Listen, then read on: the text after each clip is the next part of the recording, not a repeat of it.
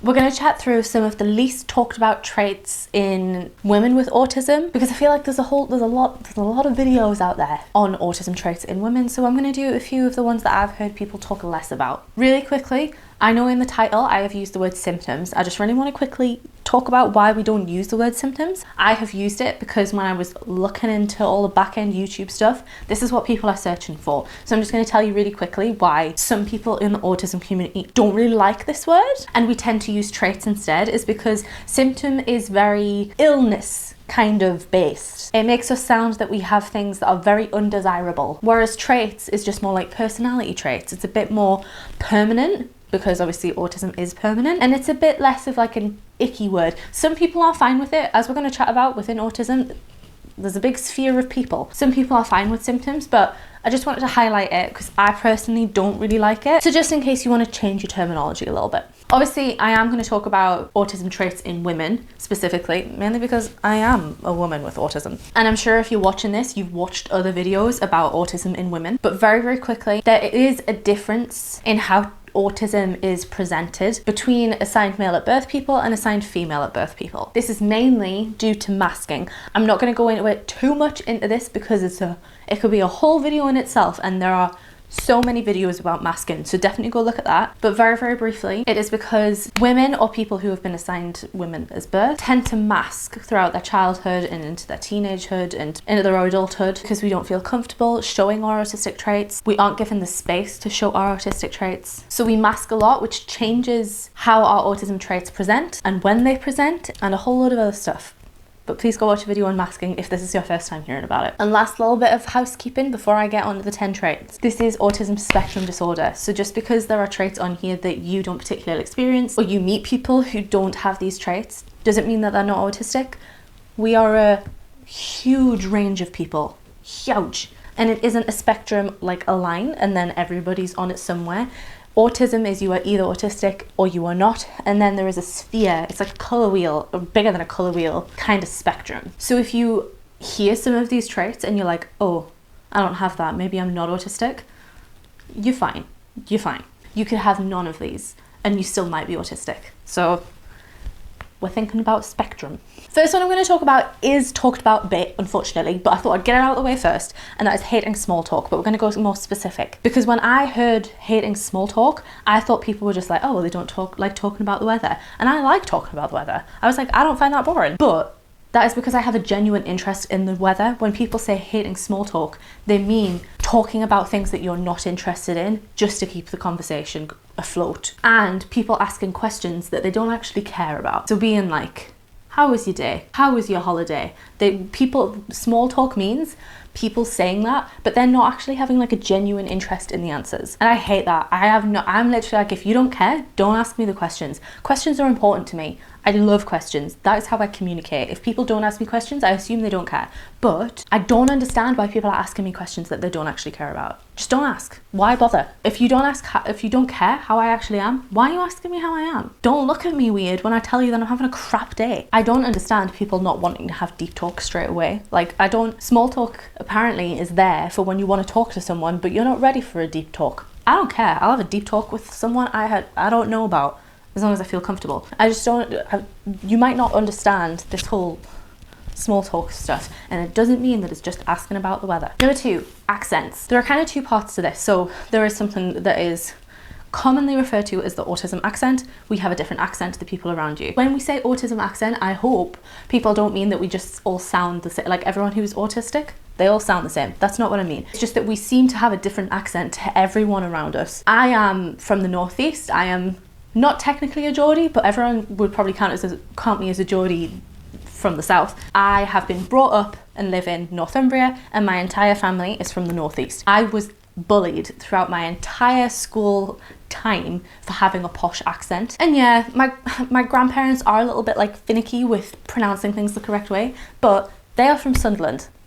They don't have a posh accent. So this accent just came from nowhere and everyone in school knew about it. And when I tell you I got bullied, I was known as being the posh one in school, and I was born in Ashington just like all the rest of them. Another thing with accents is it can be very, very easy for us to pick up other people's accents that we're around. And I do feel like this probably comes into play with the autism accent, because I think what mine was mimicking people on TV, and that's how it came out. But this can happen within minutes. If I'm around somebody who is Australian, I start mimicking the Australian accent without thinking about it, like without trying to do it.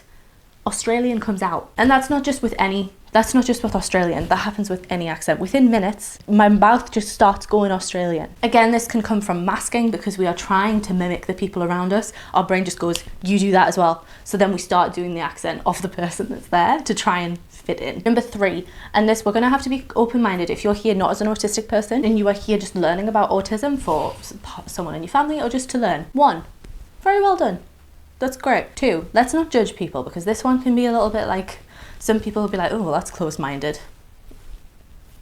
But number 3 is that you can struggle with people having different likes and interests to you, and it can make you not want to like them. And I know that the whole world is like, no, we've got to be open-minded and like everyone and let people have their own interests. When you're autistic, that's very, very hard to conceptualize that somebody else has a different interest to you, especially if they dislike something that you like. It makes you not want to be friends with them, because it's like, oh, well, you're different to me. No, I'm okay. And this comes from a struggle of understanding other people, which is a key element in autism.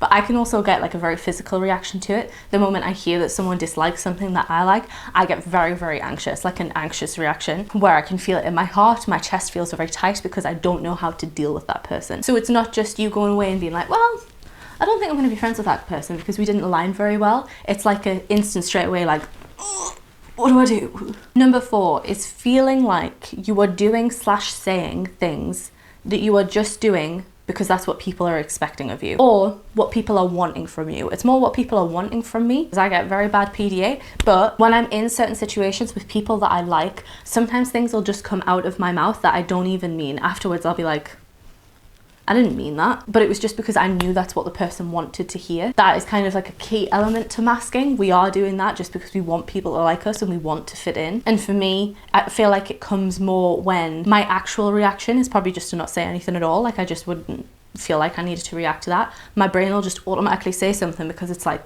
they want you to say something here. But afterwards, I'd be like, I didn't even mean that. I have no idea why that came out of my mouth. Number 5, and this one is a big one for me. I've talked about this a lot on the channel, but being described as huffy, which apparently is a northern word, so a synonym, stroppy. I was called huffy and stroppy my entire childhood. My nickname was Stroppy Sarah, which was great. And this comes from when I didn't know what to say within certain settings, I just wouldn't say anything at all. I know that's contrary to the last thing, but this is more like situations which are a bit more conflictual, or if it was something that I didn't like, I just wouldn't say anything because I was like, people aren't gonna like what I'm gonna say. Or it was me going nonverbal. As an adult, I still go nonverbal a bit, and now that I know that feeling, that's what it was. I didn't want to talk to anyone. So I was seen as stroppy because I was taking a huff. I feel like another thing of this is that it's as an autistic person, it is very, very hard to know your emotions. Like, to even, like yourself, not talking to other people, it's very, very hard to understand what your emotions are and put a name on them. And then it is even harder to verbalize them. Like, it's even harder to be like, I am angry. And then it's even harder to put that in a way that people need you to put it, because your parents aren't going to accept if you just go, I'm angry. This is just an example from what I know of parents, but they're probably going to want you to say it in a bit more of a respectful way. So there's so many steps that you have to get to tell people how you're feeling in the way that they want to hear it. So the majority of the time, you just shut up, and then people don't like that either, and they call you huffy and stroppy. I feel like this is a key difference with AFAB people, because in boys, in these situations, it would probably be more common to say what they think more freely, or boys tend to just have meltdowns because they don't internalize a lot of the stuff, which goes back to masking. A lot of the time, I'm not saying all the time, but a lot of the time, meltdowns don't even feel like they're a viable option, so we completely shut ourselves off, and again, seen as stroppy. Number 6, pain threshold. I unfortunately got the worst one of this. So with pain threshold, you can have either an extremely high pain threshold or an extremely low pain threshold.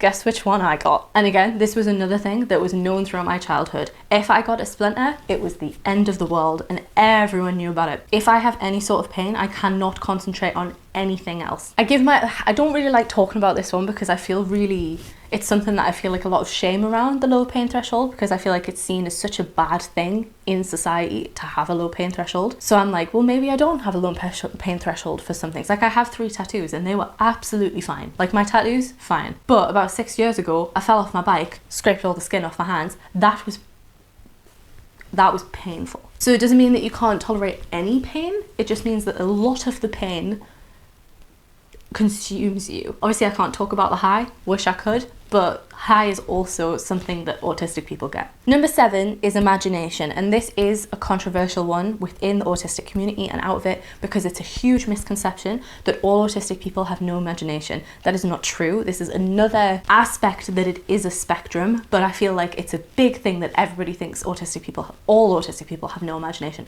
That's not true. Again, it can be a spectrum. It can be you feel like you have none, or it could be that you have a very, very vivid imagination and you go off in your mind a lot of the time in your own little worlds you've created. Again, unfortunately, I feel like I have none, and that's the side that I'm on. So what this came as within my life has been, when I was a child, I would never play imaginary games. I remember, I've talked about this before, but I remember sitting with a friend when I was like, I must have been like 6, and she was playing with some Bratz dolls and like moving them about and playing with them, and I was just like, what is she doing? I was like, why?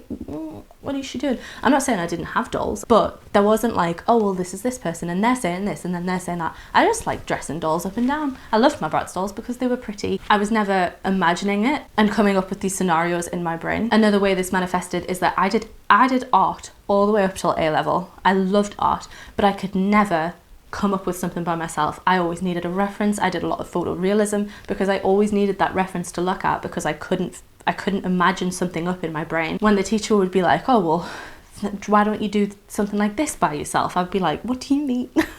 I need to know what it looks like. I did a lot of typography in my work because I could just copy types. Another instance of this, more like in my adulthood, is reading. When I read, I have to use things that I've already seen, and if I don't have that, I very much struggle. So books that I've read that I've seen, perfect, amazing.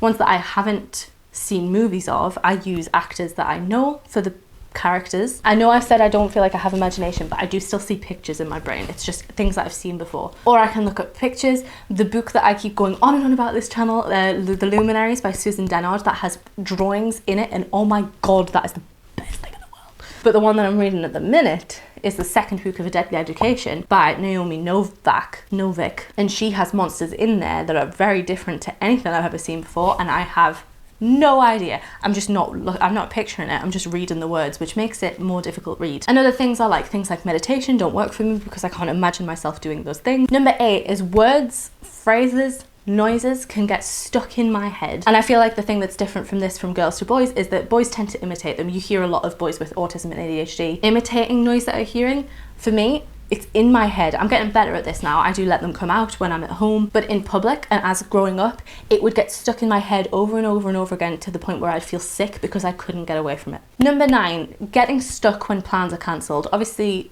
within autism, routines and plans are very important, but I feel like the point that isn't talked about is getting completely stuck when something gets cancelled. When it happens to me, I will literally sit here in the car and not be able to do anything. And I mean anything. Like I can't even go on my phone because I'm riddled with do something, figure something else out, but I just can't do it. I can't replace what was in that time because that was what was in that time for me, but then somebody's took it away. So now I just have to sit and be like, that's gone. I can't do anything else. Number 10, final one, is getting more shutdowns than meltdowns. So meltdowns, the typical thing that we see within autism, are very loud, very shouty, really expressing emotions. I want to say freely, but I don't mean freely. I mean like untamed. I don't know what the word I mean is, but very big outward emotions. Shutdowns are the opposite. This is a lot more common in women or AFAB people, is that we will just shut down and not be able to do anything. Like I said, with me, I go non-verbal. I cry. I normally silently cry. Meltdowns are more like hyperventilate and cry. Shutdown is I just cry. Like tears come from my eyes and they don't stop, and then I can't speak. I just completely shut down. I don't want to talk to anyone, not even Jack. I don't feel like I have the ability to communicate with anyone in me anymore, and it's very, very overwhelming because it feels like I can't even talk to myself in a way, like I can't even get myself out of that. And like I say, a lot more common for girls than boys. That was my last one. I was trying to make this video a quicker one and it's 25 minutes. So I'm not going to chat. I'm just going to say I hope that was helpful. If you would like me to do more sit down videos about autism like this, please let me know, comment, subscribe, like the video. It really helps me to know what people are finding useful on my channel. And obviously please subscribe if you are new. I'm very much trying to grow my channel, so I would appreciate that. We do everything over here. We do vlogs, we do autism content. But anyway, even if you don't do any of that, thank you so much for watching, but I shall hopefully see you in another video. Bye.